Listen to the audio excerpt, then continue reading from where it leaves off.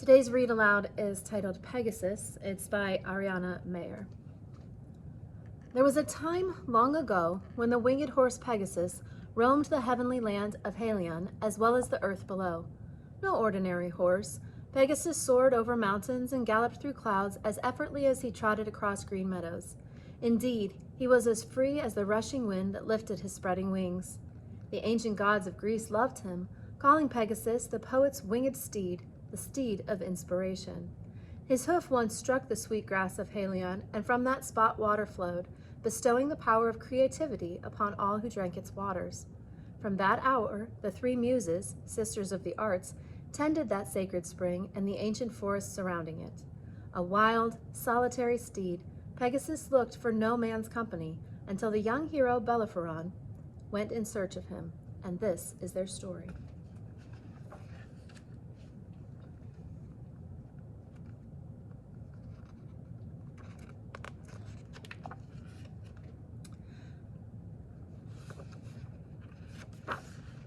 Once upon a time, there was a heroic youth named Bellerophon, son of the king of Corinth, who had many enviable qualities. His bravery as a warrior was hailed throughout Greece. He was fair in his dealings and as handsome as any god. Such fame brought him enemies as well as friends. One foe plotted against the innocent youth, succeeding in turning Bellerophon's good friend King Proctus against him. Foolishly believing that the young hero had fallen in love with his wife, Proctus planned revenge. He sent the unsuspecting Bellerophon to the king of Lycia with a sealed letter. Now the king of Lycia followed an ancient custom of hospitality. He never asked the reason for a guest visit until 10 days of feasting had passed. So when Bellerophon arrived, he was welcomed by the king and his family without question. As the days went by, the youth and the king's youngest daughter, Philonoe, were never far apart. Love grew quickly, and Bellerophon was at the point of asking for the princess's hand in marriage when on the 10th day the king at last requested the reason the young man had come to Lycia. Only then did Bellerophon present his host with the letter.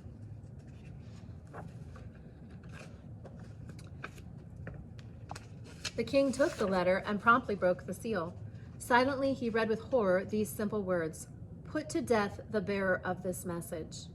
Now the king had grown very fond of Bellerophon, but he could not refuse King Proctus. If he did, he risked making the powerful Proctus his own enemy. Yet he was unwilling to bring about the youth's death by his own hand. Instead, he devised a dreadful task for the unsuspecting Bellerophon, a task the king knew would send him to certain death. The next day, the king summoned Bellerophon and said, "I believe the gods have sent you to me, for my kingdom is in need of a hero." "Ask what you will, Majesty. I am at your service," replied Bellerophon. "Well said, noble youth. Your valor does you credit," answered the king. "The monster known as the Chimera terrorizes the people of Lycia. Already it has ravaged great portions of our land. The creature breathes fire from a lion's mouth and tears its victims with dragon's claws. Every warrior who has gone to destroy it has perished.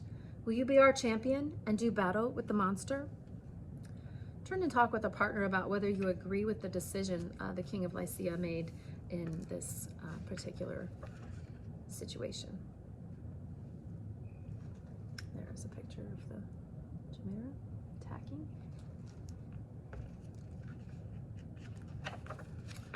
Though Bellerophon knew that he was being asked to go to his doom, he could hardly refuse the king without being considered a coward. But before setting out to challenge the monster, he asked the advice of a well-known soothsayer. "You will fail like the others if you meet the beast upon the ground," declared the wise man. "Your only chance will be to convince the winged horse Pegasus to fly you to the Chimera's lair and there do battle in the air. For upon the back of this winged horse, you might use your weapon to pierce the monster's heart. The Chimera can be killed no other way. But be warned, Pegasus is wild and unlikely to follow anyone." Bellerophon journeyed to a place where the wise men had suggested he might catch a glimpse of the winged steed. "But expect no help from those who live nearby," the wise men had said. "The villagers guard their privacy and do not like strangers." Many days and nights passed. As he wandered, Bellerophon asked time after time for news of Pegasus, but the answers were always the same. "Pegasus? There is no such animal." The villagers laughed at him. "Go back where it is you've come. You'll find no flying horse here." Yet Bellerophon lingered, and finally he drifted off into the forest alone. There, as perhaps the gods had intended, he stumbled upon the legendary fountain of Pyrene. Upon a stone slab beside the fountain, Bellerophon read, "Come, weary travelers, drink and be refreshed, for once a woman, Pyrene by name, wept here, for her only child, her son who had been slain. Long did Pyrene weep until she was transformed into an endless stream of flowing water. Pitying the poor mother, the gods have since blessed this spot and all those who drink from these crystal waters." Beneath a canopy of oak and hawthorn, animals of every kind came to drink without fear. Little wonder, then, that when Pegasus chose to walk upon common ground, he favored this enchanted place. As Bellerophon approached, a pheasant flew from the marble rim of the fountain into a thicket. There was the sweet call of the goldfinch, and then silence. He leaned down, cupped his hand to catch the sweet water, and drank. That night, with little idea of how to catch the elusive Pegasus, he decided to sleep nearby, out among the stars, the moon his only light. As he slept, he dreamed that a luminous woman appeared, holding a bridle so fine and pale that it was barely visible. "Noble youth, don't despair," said the woman. "Present Pegasus with this gift, and you'll not fail to win his love. If you learn its name, it will bind you both forever." "Blessed goddess, I can barely see what you hold and do not know its name," said the youth. "Its name is trust," replied the woman. "I give it to you to share with your brother Pegasus. It will lie lightly between you, and none but the two of you will know it is there. Remember, you must be as equals if you are to succeed." Now the bridle rested weightlessly in Bellerophon's hand. Then, as he gazed at it, the object melted into the air like a snowflake caught in his grasp. Looking up, Bellerophon hoped to question his benefactor further, but she too had disappeared. The youth awoke to see that it was not yet dawn. The memory of his dream lingered while the distant village slept and a fog lay on the forest. He heard a sound. Bellerophon turned. There was a horse walking all alone upon the fallen leaves by the fountain, like a ghost that walks in the moonlight. The horse was watching him. Suddenly he felt akin to this lone animal who waited now motionless for his approach.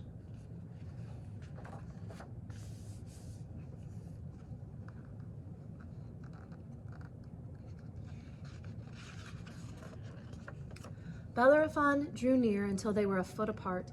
Holding his breath, he tentatively reached out a hand. The horse raised his forefeet off the ground and hurled himself upward. Suddenly, a pair of magnificent wings spread from his broad shoulders. Now the steed was in the air, rising higher and higher until he was far above the thunderstruck youth. Pegasus circled the young man and then disappeared, obscured by a bank of clouds. But in a flash he reappeared, landing, wings folded, hardly winded, in front of Bellerophon. Pegasus pressed his velvet nose against the youth's shoulder, pushing him toward his flank, indicating that if the youth wished, he might ride. The young man obeyed, and all at once they were climbing through the clouds. Holding tight to the horse's flowing mane, Bellerophon heard only the roar of the wind and the steady pounding of his own heart. They streaked across the sky, wildly dipping and weaving. Pegasus flew over jagged cliffs and followed a river that twisted and wound along like a shimmering silver snake. The patient steed took time with his new rider. Though they were both till now solitary, Pegasus, master of the clouds, the other a hero of earth, together they learned the skill needed before challenging the Chimera.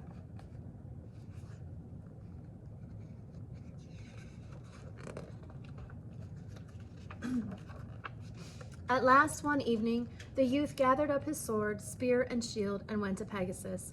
The stallion knew at once what was expected. He pounded the earth with his hooves. Snorting, he arched his neck and reared, eager for the young man to climb upon his back so that they might be off. Cloaked in darkness, the two flew up into the sky in search of the deadly monster. The Chimera was the fiercest of beasts, with a goat's body joined to the head of a fire-breathing lion. Yet the monster had the iron-tough scales, tail, and claws of a dragon.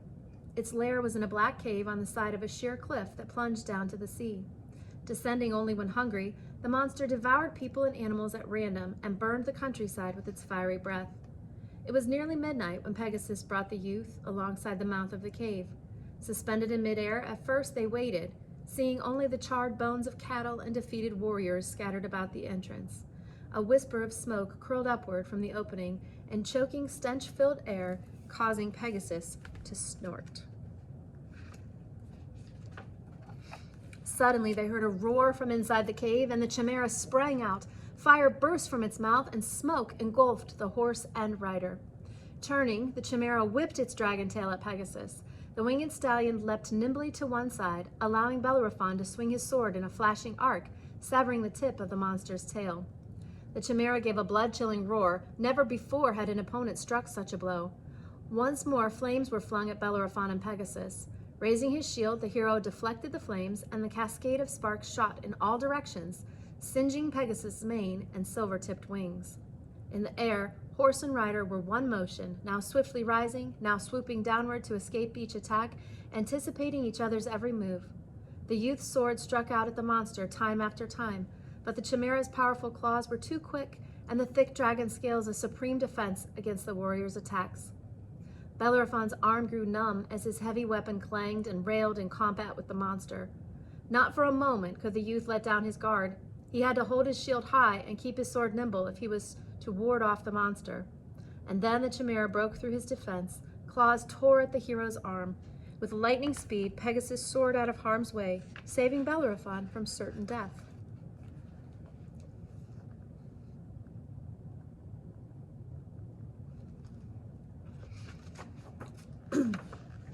The battle raged on, and at daybreak, Bellerophon had not found a way to drive his sword into the monster's chest. Now he saw that he must make use of his spear if he was ever to succeed. Yet blinded by smoke and weakened from loss of blood, he continued to need both sword and shield to fend off the flames and deadly claws of the beast. Bellerophon knew his strength was waning and time was running out for him. He must risk giving up his sword before all his power was spent. Letting down his defense but for a moment, he flung his sword away and took hold of his spear. Skillfully, he aimed and thrust with all his remaining might. Streaking through the air, the spear cut through the smoke and fire and found its mark, piercing the monster to its very heart. The monster's horrible roaring ceased and the flames subsided. Now there was only silence, and the lifeless body of the Chimera dropped from the rocky precipice. Falling thousands of feet to the raging sea below, it was swallowed by the waves and disappeared forever.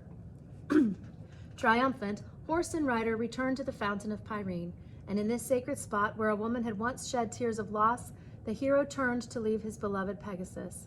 He knew he could not hold the stallion against his will, but as the earthbound Bellerophon watched Pegasus's alabaster wings catch the wind, lifting him towards the heavens, he hoped that this would not be the last he would see of his friend. At the news that the Chimera had been slain, there was great rejoicing. The king dared not attempt to harm the hero again, for he was now convinced that the gods favored Bellerophon.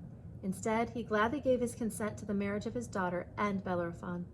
The two were wed with much celebration and given a portion of the kingdom to rule together.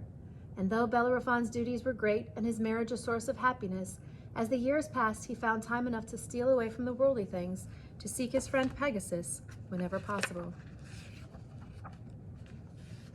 As the goddess in his dream had foretold, the two had become brothers, bonded by a trust that neither could ever forget. Build a conversation about whether you think Bellerophon is a hero, and if you do, why, and if you don't, why not?